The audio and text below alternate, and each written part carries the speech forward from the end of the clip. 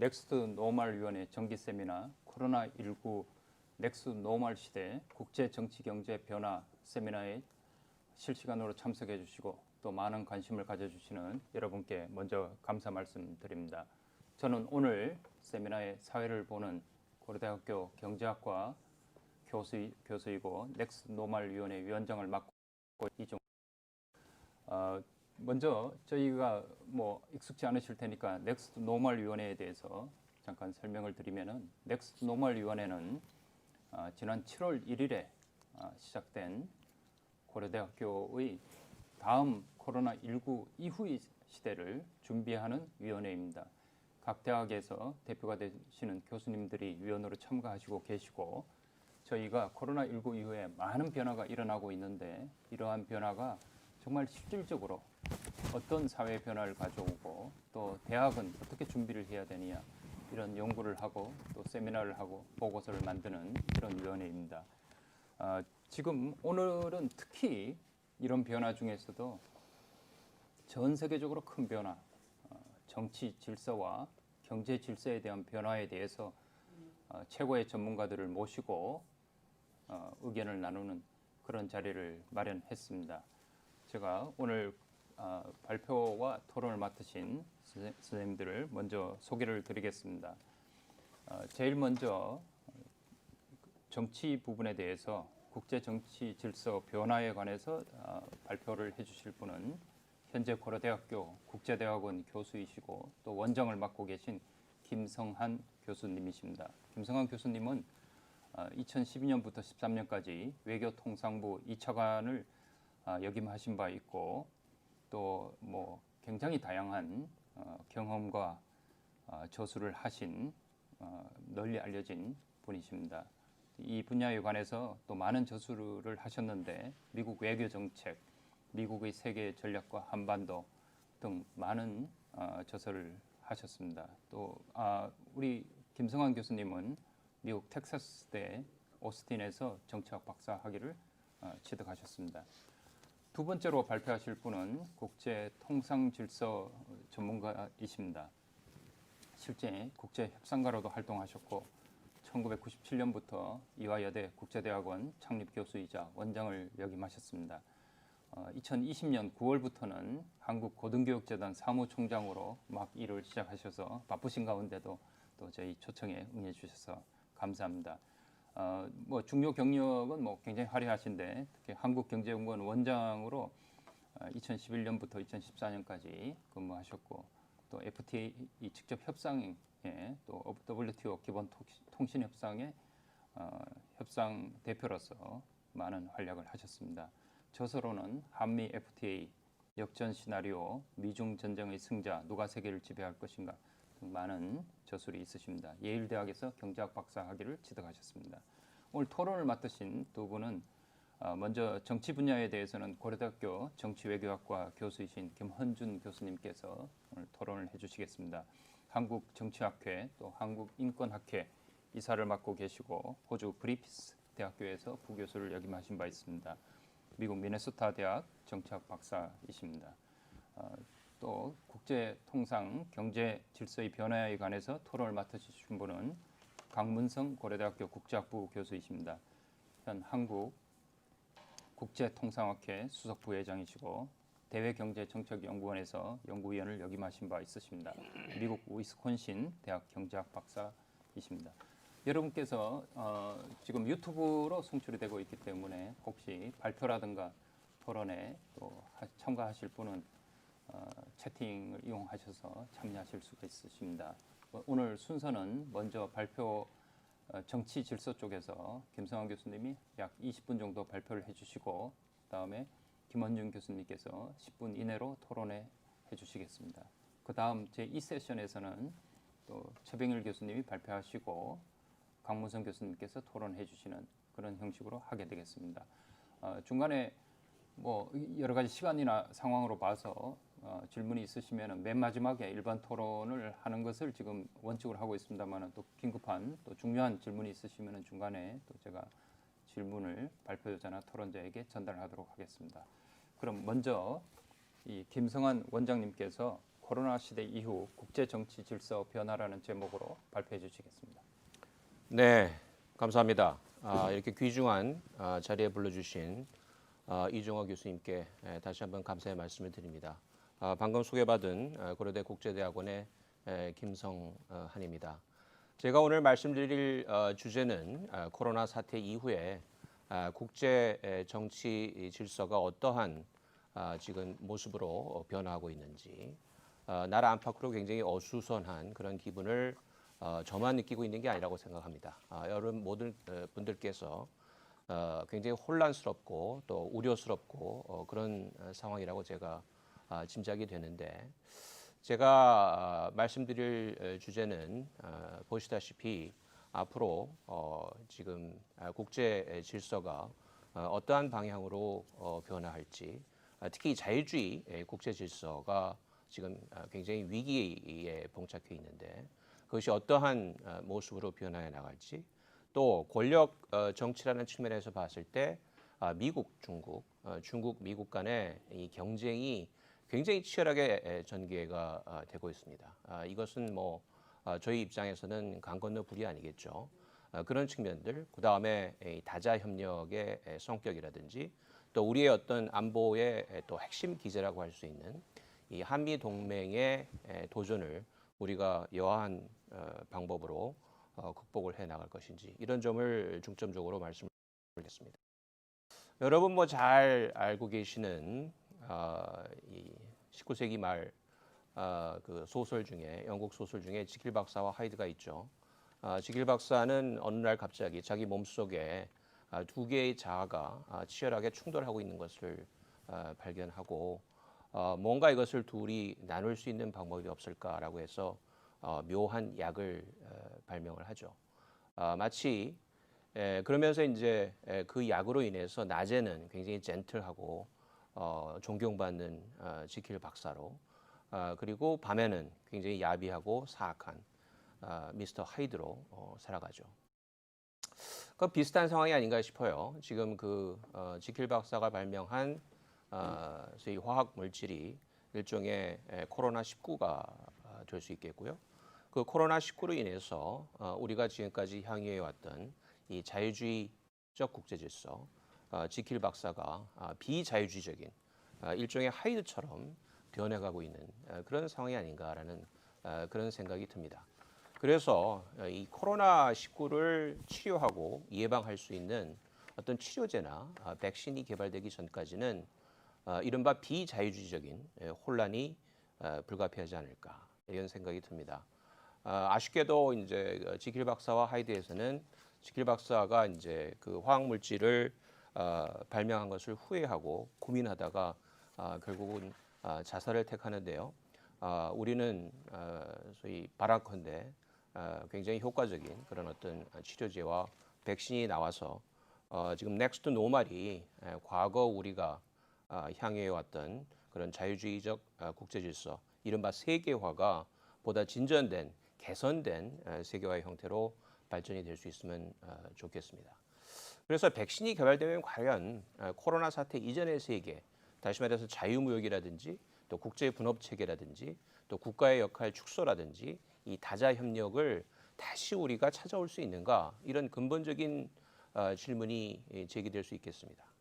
그런데 이제 미중 전략 경쟁의 양상을 우리가 지켜보고 있노라면은 세계가 어떻게 보면은 이 서구 민주주의 국가들의 어떤 블록과 그렇지 않은 또 중국과 또 러시아, 뭐 이란을 중심으로 하는 이런 그 이른바 수정주의적 블록으로 나눠서 이 대결하는 그런 양상으로 이렇게 치닫고 있기 때문에 이 백신이 개발된 이후에도 과연 코로나 이전 상태로의 완전한 복귀가 가능할까? 제 개인적으로는 좀 회의적인 그런 시각을 가지고 있습니다.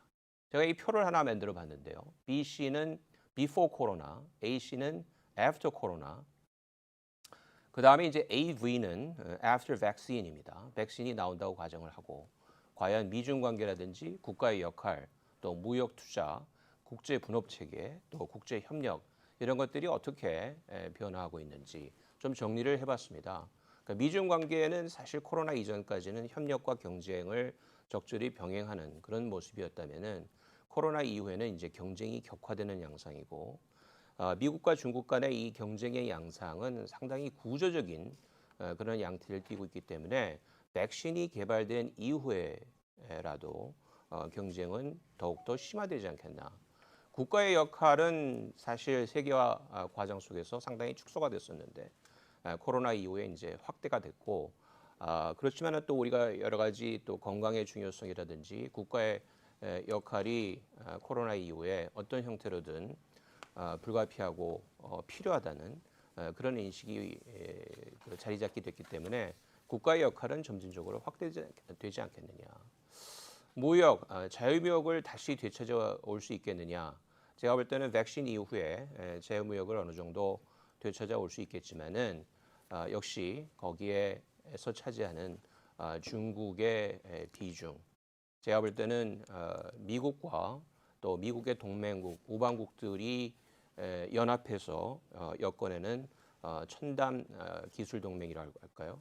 이런 것들을 중심으로 해서 상당히 양극화되는 그런 양상을 띌 것 같고 국제 분업 체계라는 것도 세계화 속에서 글로벌 생산 동맹 내지는 뭐 분업 체계가 상당히 나름대로 질서 있게 진행이 되었다면 지금 굉장히 혼란 상태에 있고 미국은 의도적으로 그 글로벌 가치 사슬 속에서 중국을 배제시키려는 그런 노력을 기울이고 있습니다. 이런 노력들이 백신이 발견된 이후에도 좀 재구조화되지 않을까라는 생각을 하고 있고요.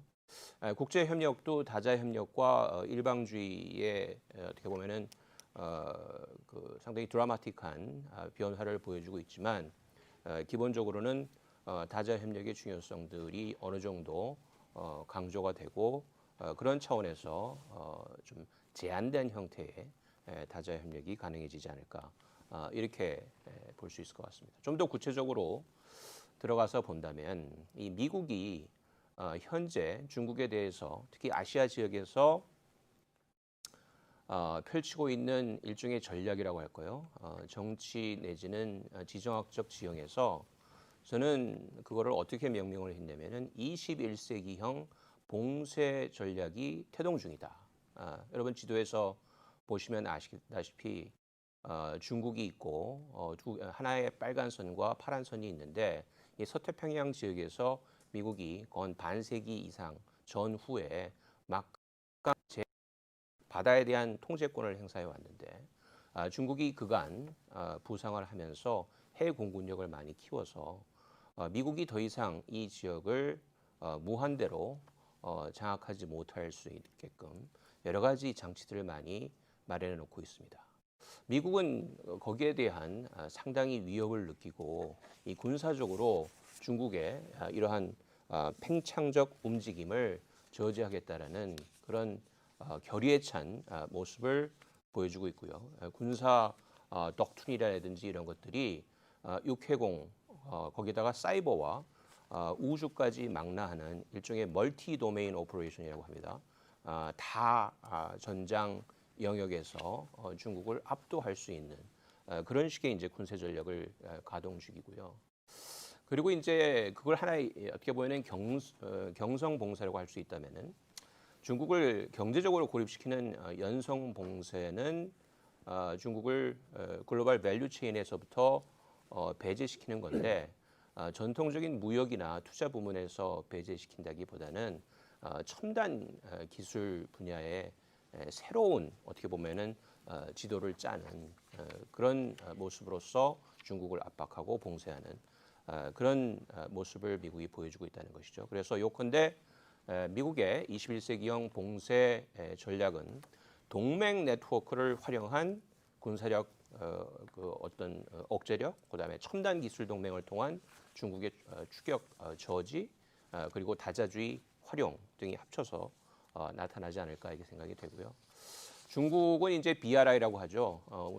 우리가 흔히 이제 실크로드 21세기판 실크로드를 얘기하는데 지도에서 보시다시피 어떻게 보면은 중국판 유라시아 전략이라고 할 수가 있는데 지상으로 뻗어나가는 실크로드가 있고 또 인도양을 중심으로 해서 저기 걸프 지역에 이르기까지 또 해양 실크로드가 있습니다. 중국의 입장에서는 기왕지사 시작한 BRI를 코로나 사태로 인해서 뭐 여러 가지 뭐 자금이라든지 구조적인 압박에 직면하긴 했지만 반드시 추진해야 될 전략적 과업이 아닌가 이렇게 생각할 것이라는 거죠. 그래서 미국이 동맹국과 우방국의 어떤 세력 규합을 통해서 중국을 봉쇄하고 고립하지 않도록 중국은 자신의 어떤 협력국에 대한 경제적 지원책과 또 외교적 압박을 병행하는 이런 모습들이 나타날 거라고 보고요. 그런 가운데에서 이 강대국 권력 정치가 심화되지 않겠느냐. 요즘에 이제 흔히 매체를 통해서 여러분 보시고 계시겠습니다만은 파이브 아이즈 국가들, 미국, 영국, 캐나다, 호주, 뉴질랜드 거기에 이제 일본까지 가세하는 일종의 블록을 생각해 볼 수 있을 것 같고요. 좀 전에 말씀드렸다시피 중국, 그다음에 러시아, 이란, 파키스탄 간에 일종의 비대칭 진영 대결의 양상이 펼쳐질 그런 우려가 굉장히 크다. 제가 볼 때는 인도나 독일 같은 경우에는 여전히 다소 애매한 그런 어떤 행보를 보여주고 있기 때문에 변수로 작용할 수 있다고 생각합니다만은 기본적으로 협력보다는 대결 구도가 심화될 가능성이 있다 이렇게 볼 수 있을 것 같습니다. 그리고 이제 인간 안보의 중요성이 증대된다.